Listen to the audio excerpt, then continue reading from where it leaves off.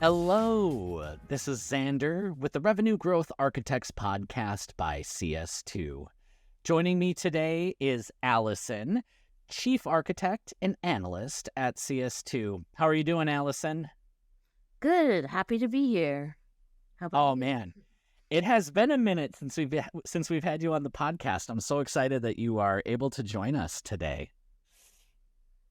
We are meeting right before a long weekend, so I think we are both excited to talk about today's topic, and we're also just excited to let our brains rest for a few days. So what we wanted to talk about today is a very interesting topic and something that you have been thinking about deeply for a long time before CS2 and probably more time while at CS2. And that is around how can we get better at tracking our life cycles? How can we really take it to the next level? And one way that we are going to be talking about doing this today is leveraging Salesforce custom objects to do so. To get us started, Alison, first of all, how are people primarily tracking life cycles, and what are some of the issues of going about it that way? Yeah, I would say probably the most popular or the way people typically get started with a life cycle is building date stamps on your lead object and on your contact object. And, when someone MQLs, you're updating the MQL date and then you're changing the status. And then as those leads and contacts progress in the funnel through the different statuses, you're updating, different date stamps on leads and contacts and opportunities. And then, typically when you're trying to build your revenue plan or kind of understand where the bottlenecks are in your funnel, you're having to kind of either look at separate lead reports and contact reports and opportunity reports and stitching them together and doing a lot of manual efforts to figure out what's really going on in your funnel. Yeah, absolutely. I mean, that's probably what I was most familiar with and had built out in a variety of ways. It was nice. I had a BI stack behind me, a data stack where we could actually do some of the stitching that way. But it was still kind of a pain in the butt because at the end of the day, some teams just wanted to operate off of Salesforce and you didn't have visibility into it in a great way, right? Right. So what's the alternative that we've been exploring as a CS2 team, as an SA team? We've been doing a lot of work with our clients. What are we doing now? So one thing that we've been doing is using a custom object, like a life cycle object that has, relationships to your lead object, your contact object, your opportunity object, and that life cycle object is then tracked through that entire journey. So instead of having to stitch together lead reports, contact reports, opportunity reports, you're just pulling life cycle reports. And then additionally, one of the problems that kind of overcomes with some of the other methods is that because it's a separate object, you can kind of have that one-to-many relationship between a person and life cycles. So if somebody MQLs today and then doesn't convert to an opportunity or does, maybe does, but it's a closed lost opportunity, then 6 months down the road, they come back. We retain both of those journeys on separate life cycle records. So you have kind of the historical reference. Because one of the common downsides of the lead and contact method is that you'll look at a report of how many MQLs did I generate in January, and it's 100 records. But then you run that same report 2 months later, and now the MQLs from January is 80 records because 20 of them have re-MQL'd. So you can't really do revenue planning in an accurate way unless you're tracking every journey. Yeah, absolutely. I know as we talk about this with clients, sometimes they say, I don't think that's a big deal. Do you have any response to that? I don't think that's necessarily happening in my business. It happens more than you'd think. especially with a lot of our clients that work, they're B2B tech companies that have, complex sales cycles where, it just takes multiple attempts to convert to an opportunity, and things change all the time. So it's quite often where you'll have somebody, start a sales process and it doesn't work out for one reason or another, and then come back later. So, yeah, I mean, it's one of the main pain points that we get with our clients is not being able to really see the historicals accurately. So, yeah. Yeah. I mean, that makes such a big difference. And I've been saying the same thing. It's like, if we don't measure it, how do we know it's not happening multiple times? It's like you don't have any visibility into that in your tech stack today. The nice thing about the life cycle too, maybe we should just take a moment, because I know that we've talked about it in the past of what tipping point is, but I feel like that's pretty important. So just like, when does the life cycle start and when does it end? And like, how can we make sure that that's measured effectively? Yeah, so the way that we do that with a custom object is, as soon as your lead or your contact reaches your MQL threshold, or you're ready to send them to sales, we're taking the most recent thing they did, typically like you have your latest lead source fields, and we're stamping that on the life cycle to say, hey, this is the reason the life cycle started. And then as that life cycle progresses, we know, how many life cycles started due to X, Y, or Z campaigns, and how far did they progress. And you could really kind of drill down and understand what campaigns are most effective at driving that life cycle. And then similarly, if it's like a salesperson doing their own outbounding, we track that life cycle source back to sales. And so we can see the efficiency of the sales team doing their own outbounding of individual reps, because we're stamping like who, we would typically suggest stamping who owned the record at each stage. So you can see rep performance that way as well. That's fantastic. Yeah. I think that it opens up a lot of possibilities. You mentioned stamping people. Are there other fields that we will, you also mentioned obviously campaign and channel performance, stamping that onto the life cycle. Are there other things that you've been kind of exploring using that object for? Yeah. So like quite often too, one of the downsides of some of the other tracking methods is, it's really effective for that linear life cycle to become a new customer. But a lot of our clients also want to measure, expansions and upsells and those kinds of things. So another thing that we typically will stamp on the life cycle is, is this person already a customer or not? And so that way you can slice and dice your funnel metrics by your customer funnel versus your, new logo funnel. And, definitely see different patterns and conversion rates and volume there. Another thing that we have been exploring is like SLA attainment. So, stamping based on that life cycle source or based on that tipping point. We want the sales rep to follow up on this record within an hour or one business day, and being able to stamp whether that SLA was attained on the life cycle, so that we can measure like who is following up on their records within the SLA, who isn't.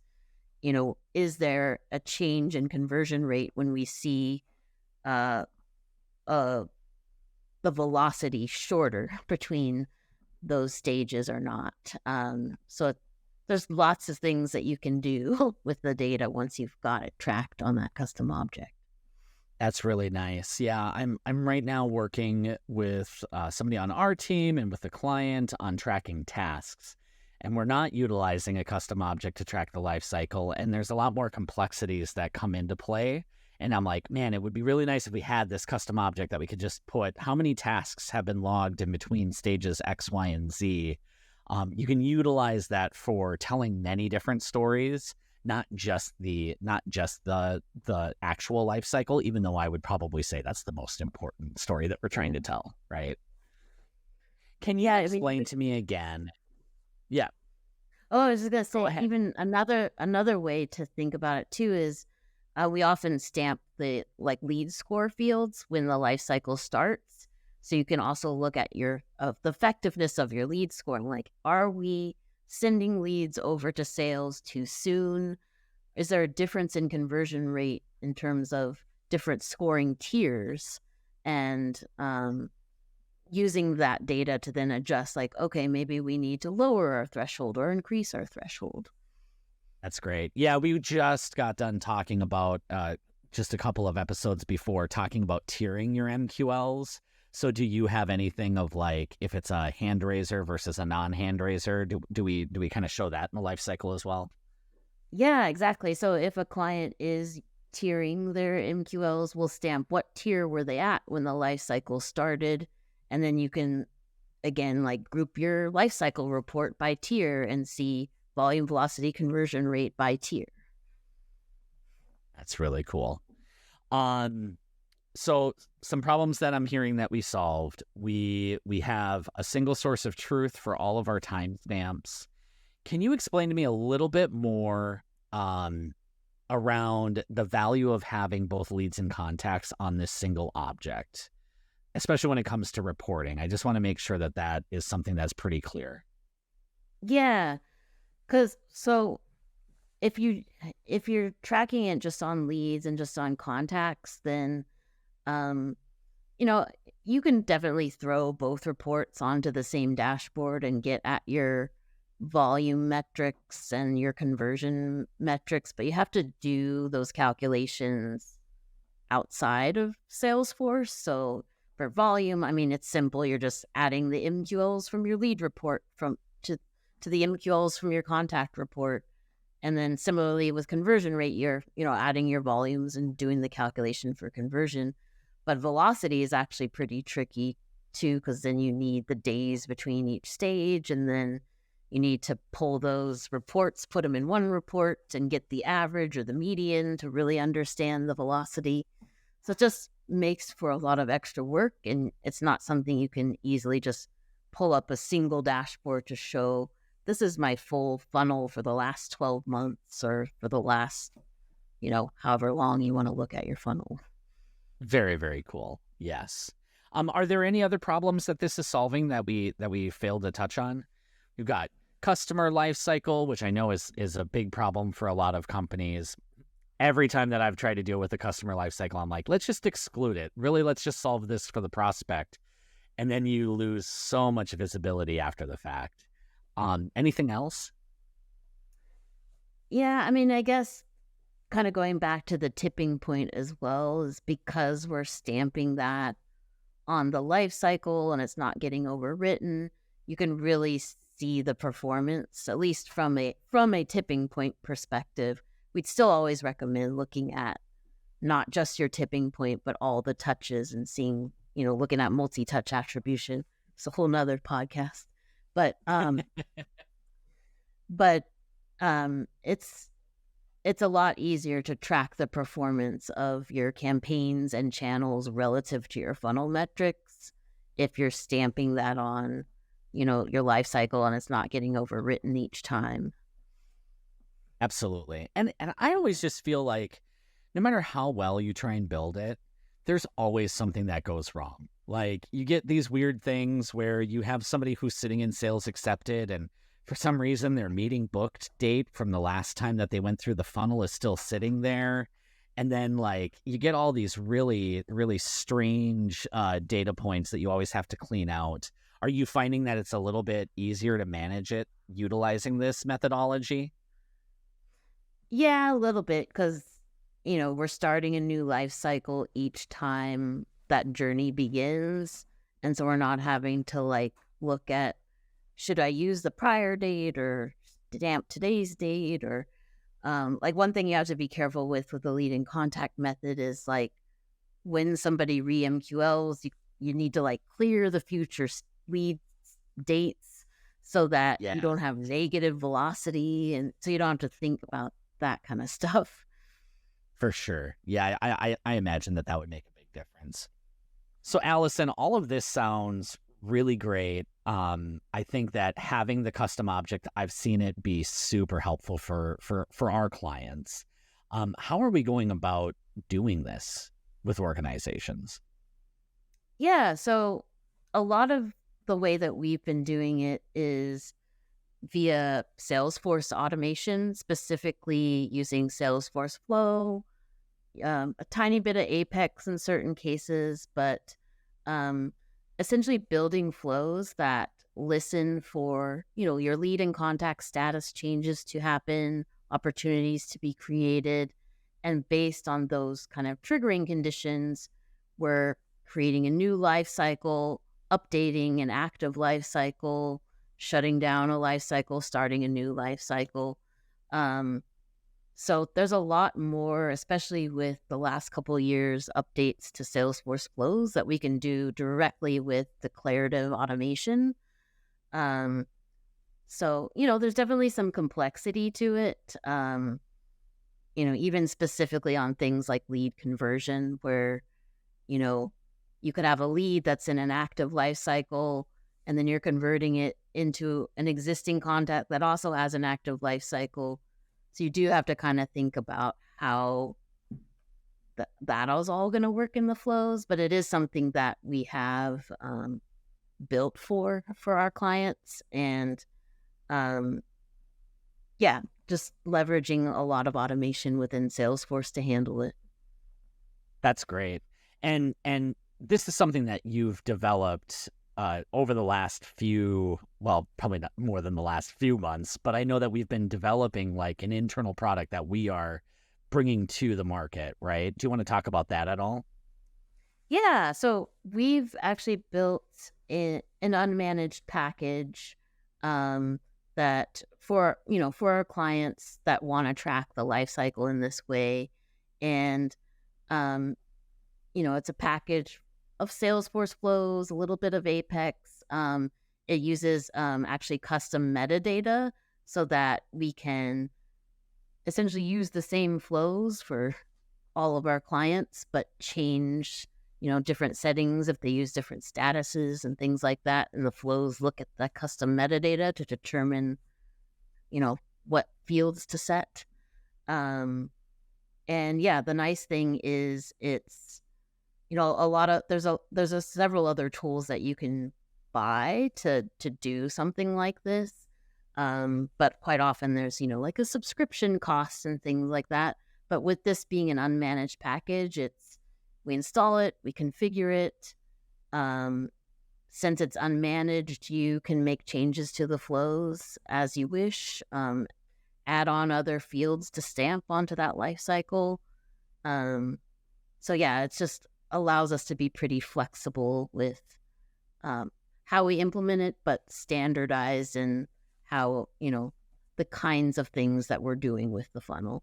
And it also kind of includes, a standard set of reports and dashboards to do revenue planning, funnel analysis, like where things are showing bottlenecks and things like that. So yeah, I know anytime that I was in-house and working on these types of projects, it was a little tricky because I wanted to make sure that I had a life cycle that was working for my business.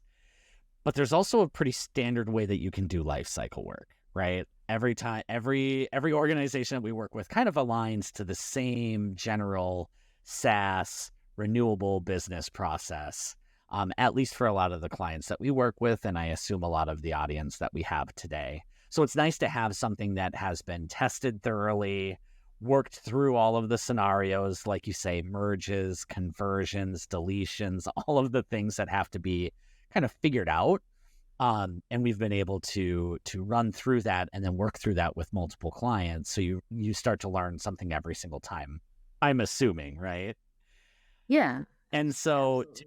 to be able to have the process already basically built and then can be further customized is nice. It's not just a black box either. You have the ability to see how everything is built and take it further if you need to, right? Yep, exactly. So this is something that we are working with existing clients. This is something that we would love to be able to work on with other organizations. And it's something that you're going to continue to hear about from CS2. Because it's helping a lot of organizations really grow. It's a lot of the revenue growth architecture that we talk about on the Revenue Growth Architects podcast. This is just a really nice package to get the meat of what's necessary. Alison, can you touch on just some of the things that we oftentimes need to solve for from a prerequisite standpoint? Not necessarily going into a ton of detail, but there's just things that we want to make sure are working before we go forth with a project like this. Yeah, so I mean, typically, I mean, with any life cycle project, you want to understand like what are your statuses and stages and kind of define what those are. So, your like your MQL stage, your working stage. At what point are you creating an opportunity? Is it when a meeting is set, or do you do that before? And what are the different stages that you want to track, and having those statuses defined. Another thing just with this as well is because the life cycle is tied back to, a lead or a contact, you'll want to make sure that your sales team's always creating opportunities either on lead conversion or off a contact, or you have some sort of automation to tie a contact to an opportunity. And it's not just like an opportunity created off the account. A big thing is your lead source tracking, and typically that's involves setting up like UTMs on your website and making sure that you're standardizing how you're setting those UTMs, that every lead that's coming into the system has the latest lead source values. You're updating those latest lead source values whenever your leads or contacts are doing something new. um, Trying to think what else is on our list, but those are some of the major ones. Yeah, I would say that those are the key ones working through with clients. And again, these are things that we can certainly help with. These are all of the pieces that you need for a good foundation to your marketing and sales engine, right? So none of them should be surprises for anybody, but if every organization was able to take the time, get back to the basics, get this to run really, really well, you would be able to gather insights that you may not have had access to before. Alison, do you want to dig into what some of those insights may be? Sure. Yeah. I mean, with a life cycle, one of the key things that I've used it for in my past life is kind of being more predictable about how much marketing source pipeline or revenue we can expect given our budget. So you're taking your budget, you're taking your historical volume, velocity, conversion metrics, and your average deal size, and you're calculating how how many how much pipeline can we expect? Are we over or under revenue goals? What can we do to optimize each conversion within the funnel? And kind of you can then use that data too to figure out, okay, like what campaigns are converting at a higher rate, at a quicker velocity, and what campaigns aren't, and kind of moving around your budget accordingly, so that especially if you've got a tight budget, or your budget's cut, using that data to determine where to invest those dollars is really important, so that you can still reach your revenue goals without having to ask for more budget. Absolutely. I mean, now more than ever, we have to make sure that we're not only optimizing, but we're spending our money wisely. And if we can turn back and show where all of that is going and what type of impact it's making to the business, you're going to be able to make further investments. And that's what we're ultimately trying to do. Win more, earn more, grow more, right?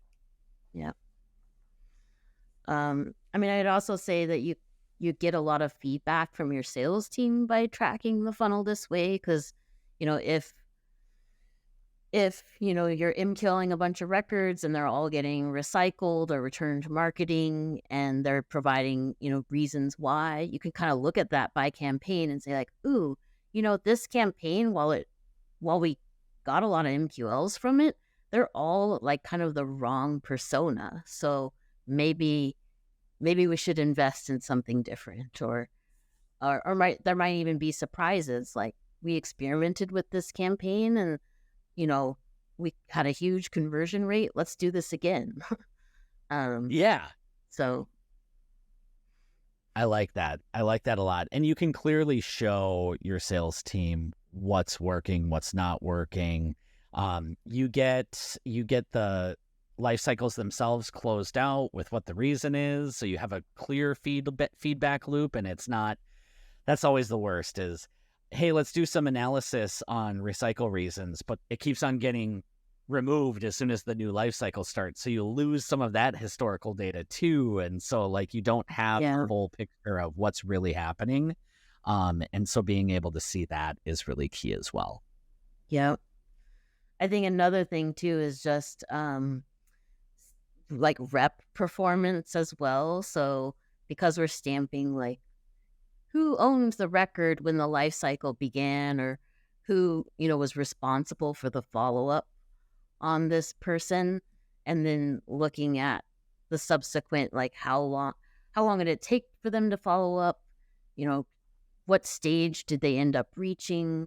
What's our conversion rate? What's our velocity by rep? And using that as a coaching mechanism as well. So it's not just helpful for marketing, helpful for sales.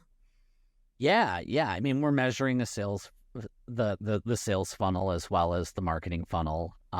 So definitely interesting. And then you had mentioned that you can also align that with SLAs, right? Right. Yep. Cool. Alison, thank you so much. This is truly a different way to approach the life cycle than I had ever seen. And I find it to be really helpful. Are there any closing thoughts or recommendations that you'd give to the audience today? Just kind of reinforce that, tracking